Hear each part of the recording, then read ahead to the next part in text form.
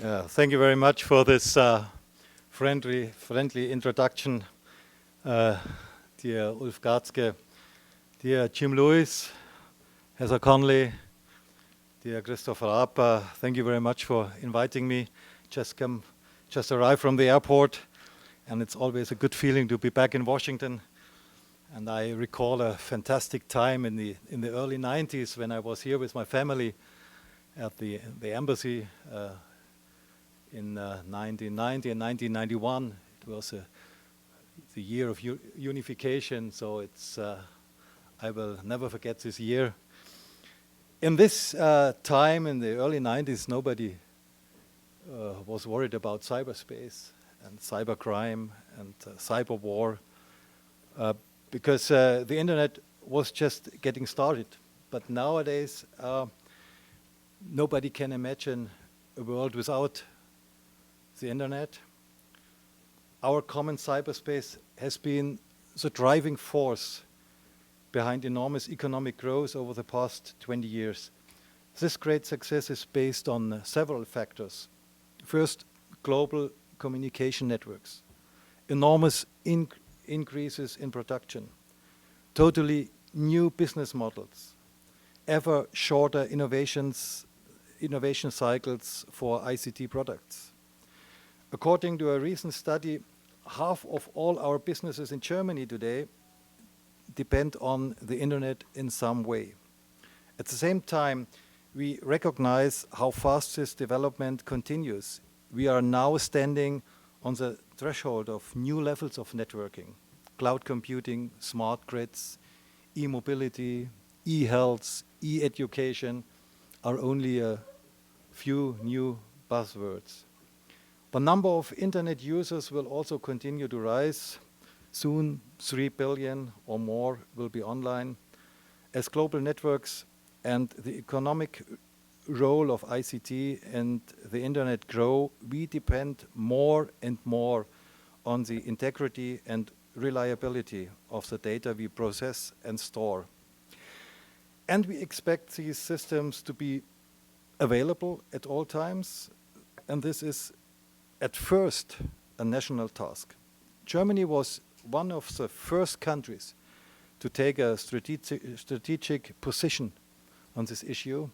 The main points of our cybersecurity strategy of February 2011 call for the following. First, strengthening protection for critical infrastructures and protection of internet, of the IT systems of the government against cyber attacks. Already in 2007, the federal government started building the necessary public-private partnership in which government agencies work closely with operators of critical infrastructures. The second point of our strategy is protecting IT systems in Germany and increasing public cybersecurity awareness. Third, creating a national cyber response center to implement our preventive security policy. The aim here is to avoid or minimize damage by providing information as quickly as possible. Fourth, establishing a national cyber security council made up of deputy secretaries from ministry concerned, representatives of the business community, local governments, and internet-related companies.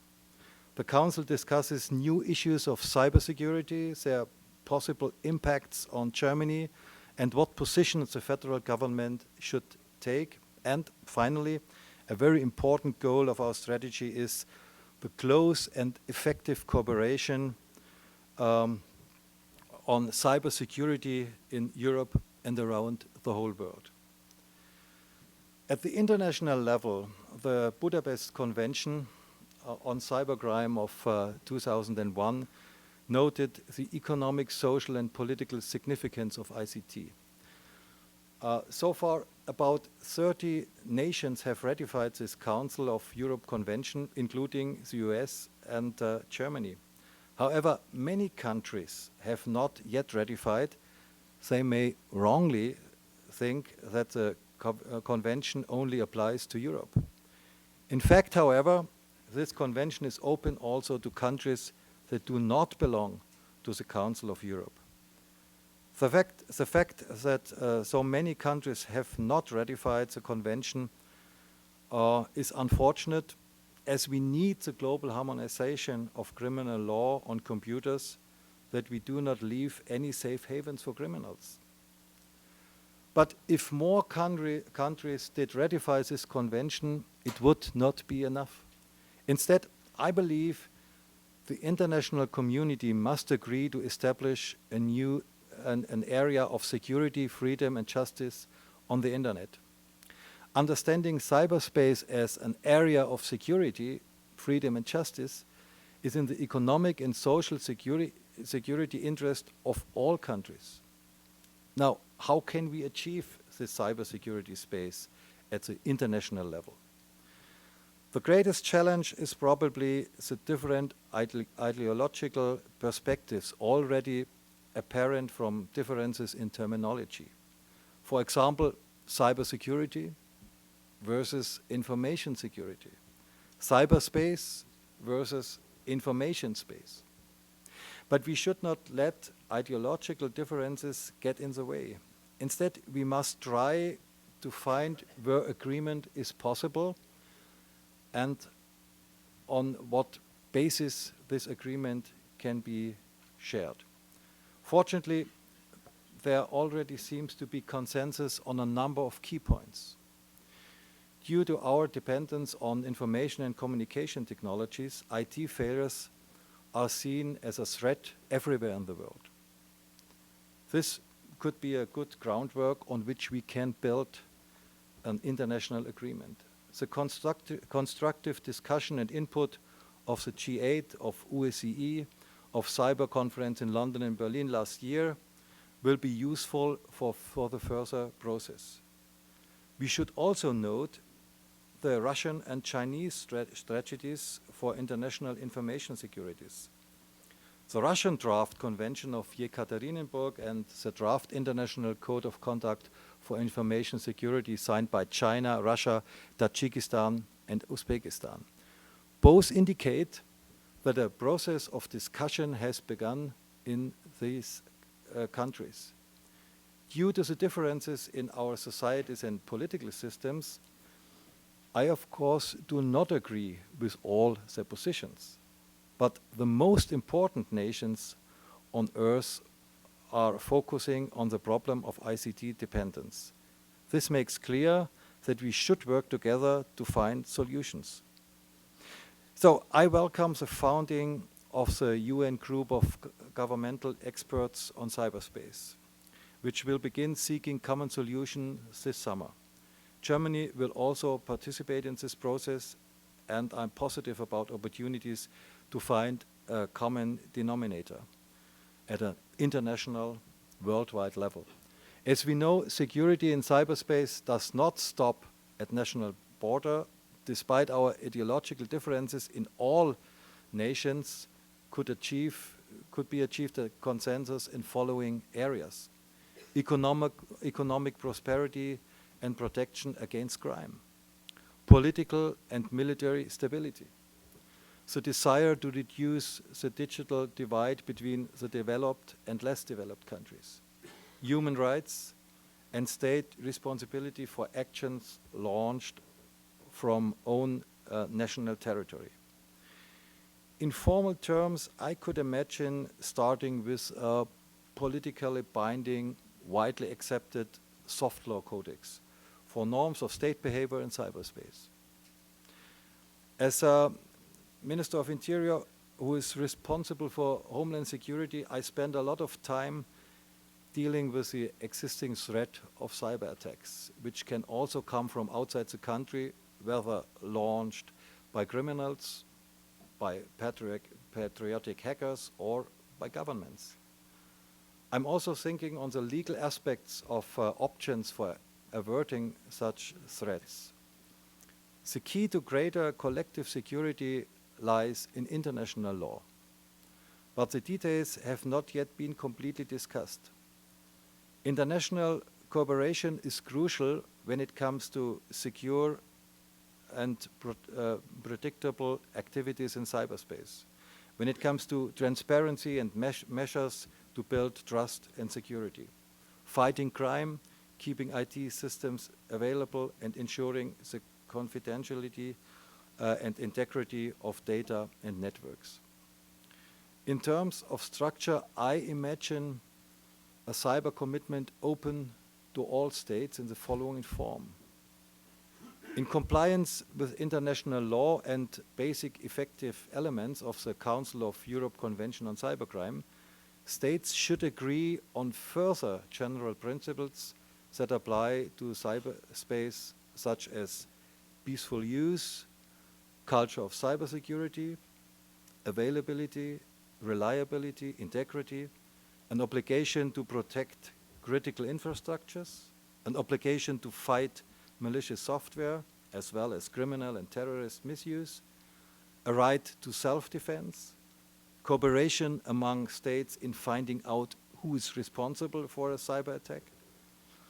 Based on these principles, a series of concrete trust-building measures and cooperation mechanism could be developed, such as building a network of points of contact for crisis communications, creating early warning mechanism and improving cooperation between computer emergency response teams, sharing national strategies, white papers and best practices, building capacities in less developed countries, improving resilience of critical infrastructures in view of cross-border dependencies, and so on. In this respect, Germany is also contributing to a current efforts by OCE and the UN, especially when it comes to the urgent question of global agreement on a collective security mechanism. The meeting of the UN group of governmental experts of August of this year is a first milestone in this regard. When it comes to preserving, protecting, and strengthening global cyberspace and its benefits, state action is desirable and is unavoidable, just as in the physical world. The United States and Germany could propose the necessary norms with a pragmatic aim of reaching rapid global agreement on a common denominator. Further discussion of internet policy with countries that do not share our understanding of freedom would be a separate chapter. These are questions that require discussion over the long term. Now we should tackle the current challenges, working for agreement soon on norms of state behavior in cyberspace, with a collective security mechanism in areas where consensus is possible. The first important steps have already been taken, or at least prepared. International dialogue is underway. Now it needs to be focused on achieving rapid results. The United States and Germany are already working closely together on important aspects of cybersecurity, including cybersecurity awareness, participating in exercises, computer emergency response team collaboration, and what is very important, cooperation in international forums devoted to cybersecurity, such as the International Watch and Warning Network, and of course in the G8 working groups. The federal government of Germany is very grateful to the United States for this trusting and very effective cooperation. And I'm positive that we will be able to further strengthen this cooperation. Resolving these political and diplomatic issues of cybersecurity is in our common interest. And I'm convinced that common action will lead us to a shared success. I thank you very much for your attention. Thank you.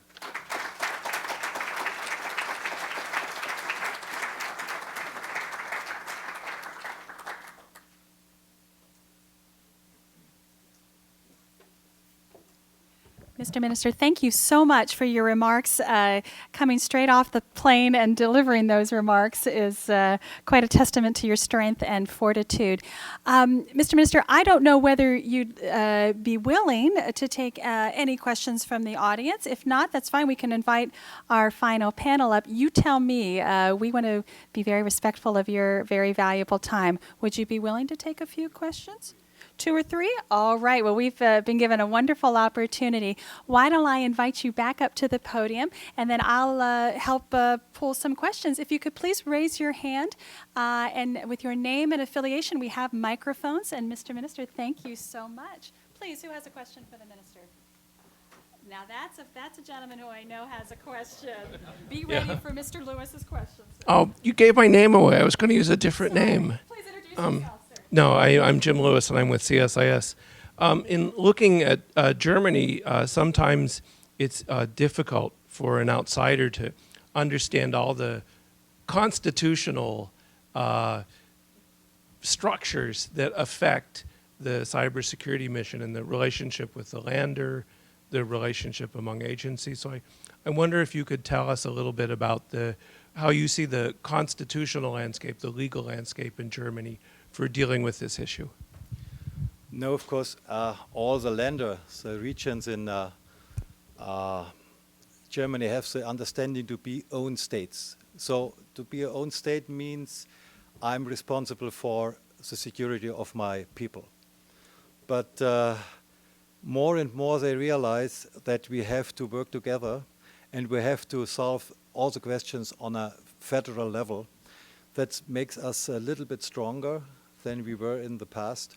And I'm very optimistic that we will solve with our strategy that we have since 2 years a very strong access and a proof that we can act in their interest. And that makes me very optimistic that we will be successful at the end.